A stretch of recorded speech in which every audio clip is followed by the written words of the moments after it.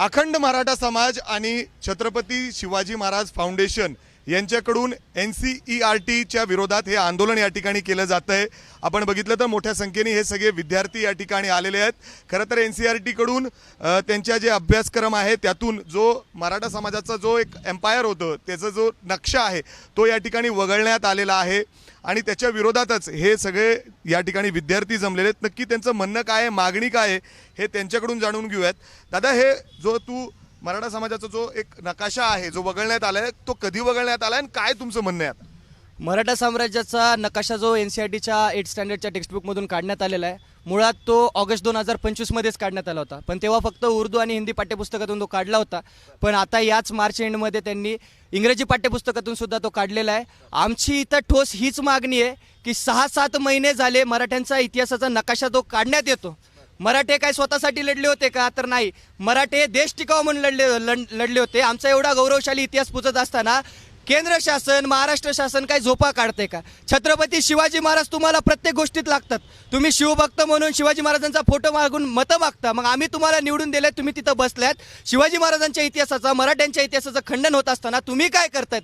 आणि हा प्रश्न विचारण्यासाठी आम्ही इथं जमलेलो आहोत। त्याचबरोबर हा नकाशा वापस यावा अशी ठोस मागणी आमची। कुणी काढलं हे? अचानक का काढण्यात आलं?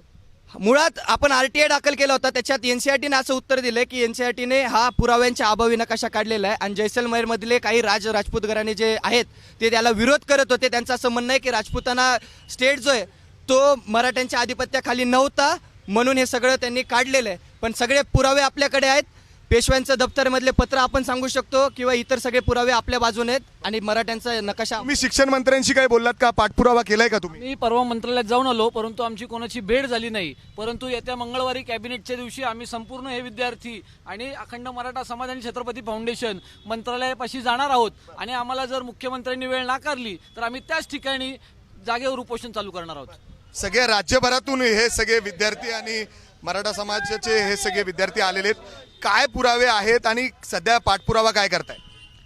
मुख्यतः हे राजपुताना गॅजेटियर आहे, याच्या पान नंबर 2 वरती स्पष्ट लिहिलेलं आहे की हे जे राजस्थान आहे हे मराठा पॉवर सिंधिया, होळकर आणि गायकवाड यांच्या आधिपत्याखाली होतं, जे चौथाई देत होतं। मुळातच या भारत देशाचा भूगोल वाचवणाऱ्या लोकांचा इतिहासच काढण्याचं पाप या सरकारने केलंय।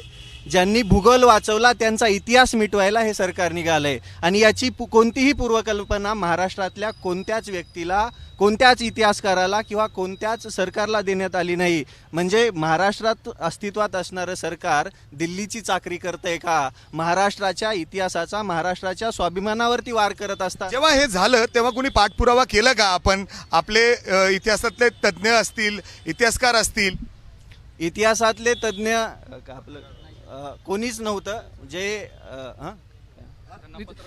ह्याच्यात ही माहितीच मुळात कोणाला जास्त लवकर कळाली नाही, परंतु जशी आम्हाला विद्यार्थ्यांना कळाली तसं आम्ही आता त्या बाबतीत उतरलेलो आहे। उद्या आम्ही PI दाखल करतोय कोर्टात आणि मंत्र्यांनाही त्या बाबतीत सतेज पाटलांनी याबाबत सभेत ह्याच्यात मांडला होता विषय, परंतु त्यांनी पुढे काही त्यांना पाहिजे तसं असं ठोस उत्तर मिळालेलं नाही।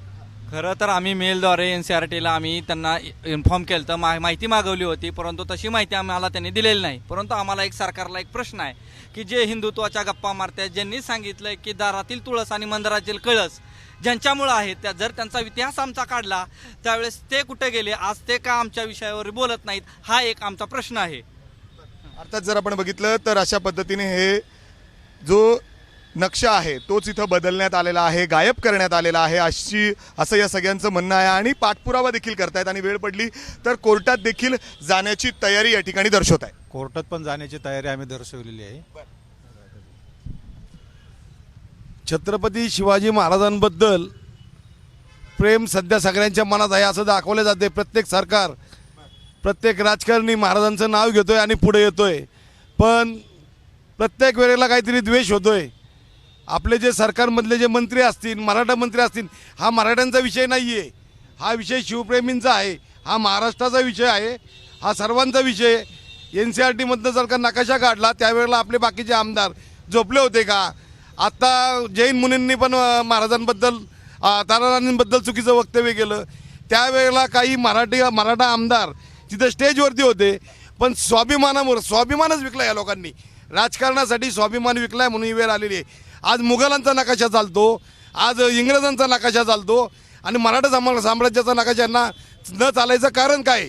अर्थात जर बघितलं तर मराठा समाजाचा जो एक इतिहास जो अर्थात हा संपूर्ण नकाशा होता तो या ठिकाणी 8वीच्या पुस्तकातून गायब करण्यात आलेला आहे आणि त्याचाच विरोध NCERTने जे हे केलेलं आहे त्याच्या विरोधात हे सगळे विद्यार्थी या ठिकाणी एकत्र आलेले आहेत. जोरदार घोषणाबाजी देत सरकारने याची दखल घेत वेळ पडली तर कोर्टात देखील जाण्याची तयारी केलेली आहे. अशा पद्धतीने महाराजांचा इतिहास कुठंतरी लपवला जातोय, बदलला जातोय असं देखील म्हणणं या सगळ्या विद्यार्थ्यांचं आहे.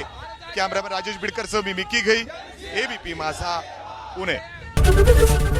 ABP माझा, उघडा डोळे बघा नीट.